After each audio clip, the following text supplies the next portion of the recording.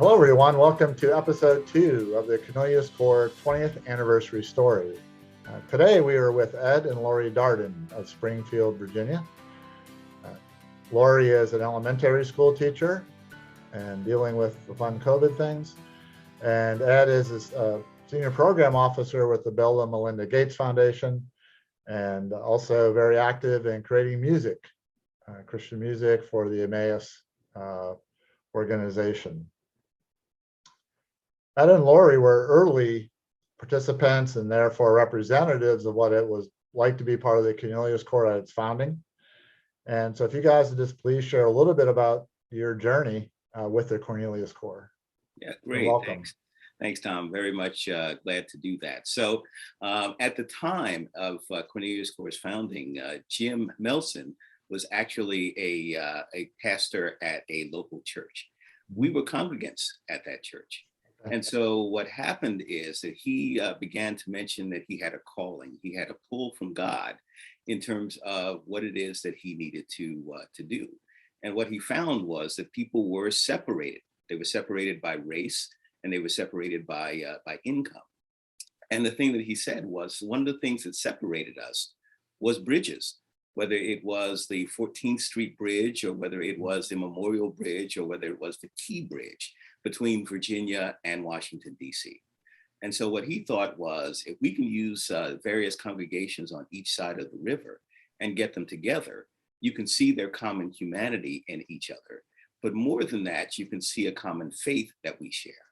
And so for me, that was a powerful vision. And I knew that what I could not do was just to sort of sit on the sideline and watch, but really that I needed to be able to connect to that and to be involved in that. And so from then on, I have been connected to the Cornelius Corps and really supporting what I think is a excellent vision of his, which is to make sure that that folks of all different circumstances can really get together and learn and be with each other and recognize that there are no barriers that are too great when you're spiritually aligned.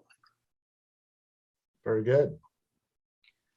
Lori? So listening to what Jim had to say also resonated with me. That's been a big issue with Edwin and I about how we reach out across divides and how we reach other people who are different from us. So of course, when Jim was saying these things, I was very supportive and was excited about where this would take him.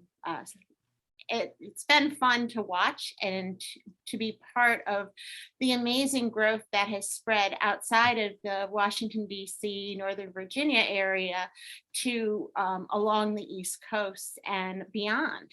And it's been very exciting to watch. What kind of involvement have you guys done in particular over the years?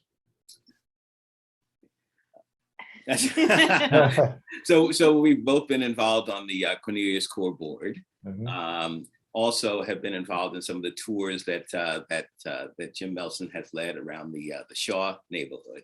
And we've also, quite frankly, been financial supporters as well, because we think it's really, really important that he have the resources that he needs and that Cornelius Corps needs as an organization to be able to go out and to spread the good word. Wonderful. Early in Jim's ministry, even before Cornelius Corps became the institution it is, he would have a summer camp for tennis players and with kids from different neighborhoods. And I saw that as a perfect way to introduce our children to differences with other people, because they were raised in suburban Northern Virginia. And although we tried our best to, get out and do things and see things, of course, the best way is by meeting other people and having them meet people, meet children their age with various backgrounds, I think also then in turn open their eyes. And what that reminded me of, Tom, is the fact that, Jim also early in Cornelius Corps would bring some of the young people from the other side of the bridge from Washington, D.C. to attend church there at the church. And so I had taught Sunday school there. And so I had an opportunity to be able to not only meet and talk with some of the adults, but to also be able to teach and interact with some of the young folks as well. Well, great. That leads me sort of next question. As you reflect back over 20 plus years, apparently, of involvement with the Cornelius Corps, how has it been transformative in your lives and journey? I think it's just an extension of what we believe and what we strive for in our own lives. Because social justice issues and diversity issues and reaching across to other people has always been a big part of our goal in life. Really, really like the fact that it is also tied to a spiritual concept and it keeps Christ centered, because that sort of brings our faith and our belief system together. Great. Yeah, and for me, as I looked at it, what's been transformative for me is watching Jim Melson work with the Cornelius Corps and to expand it and to bring it to up the East Coast and beyond, as Lori said.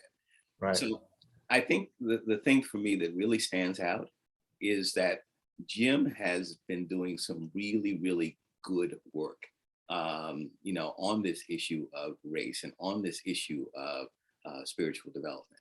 And so as I sometimes tend to get skeptical about these two matters, what it has been is a constant reinforcement for me that there are good people in the world. Yes. There are good people who, without having great financial compensation, are committed to doing the good work that needs to be done to bring people together and to bring people to God. And so that has been the inspiration for me, and that's what's been transformative over and over again as I've needed that kind of boost in my life. As an elementary school teacher, part of my job is to build community in the classroom. And my students have always come from so many different backgrounds. And so I have really strived to help them see how we have so many differences. And of course, we want to embrace those differences because that makes what we are, who we are. But we also have so many commonalities. And we'll talk about the foods that we enjoy. And it's interesting to find out how many people enjoy foods from their native countries that are similar to a different countries, just made a little differently, but basically the same. And they get so excited when they find out that, oh, I like this, and my best friend who is so different from me likes the same thing, even if it's not exactly the same. And so it's in those little ways that I can take Jim's teachings and I can bring them to my classroom.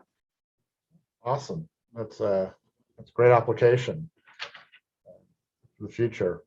So if I understand right, you guys connected early on, the vision resonated, you've been supportive in many ways these 20 years and continue to be.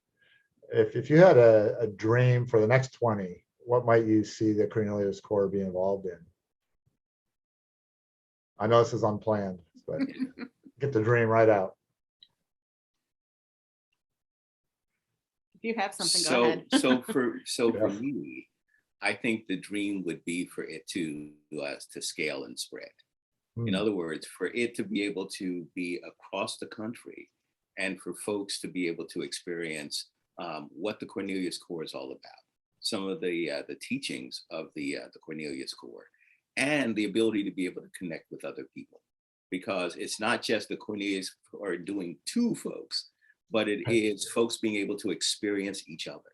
And that to me is a wonderful dream, because I think we're at a place now where there's so much division across the country, across political lines, across racial lines, across economic lines, across geographic lines. Come up with any line there is, and it tends to be an excuse for us to be separate. And so this original vision of Jim is particularly needed over the next 20 years. And so my dream is, if we can get the rest of the United States and maybe even the world to experience a spiritual connection, a human connection, as I mentioned earlier, I think that would be ideal. That would be a true dream to me. Lots of bridges. That would be awesome for sure. Indeed. Yes, I have to definitely agree with that. I would love to see people not just experiencing it, but then reaching out to others that may not have experienced Jim's actual program, but could reach out to others and communicate with them and bring them into the fold. As Edwin said, to hopefully break down some of the barriers and some of the divisiveness. Well, that's awesome, and I'm glad me and the rest of the board will be hearing those dreams as we endeavor as a new nonprofit now, and on its own, to live into whatever God has desire. And I appreciate what your perspective is, especially as you've been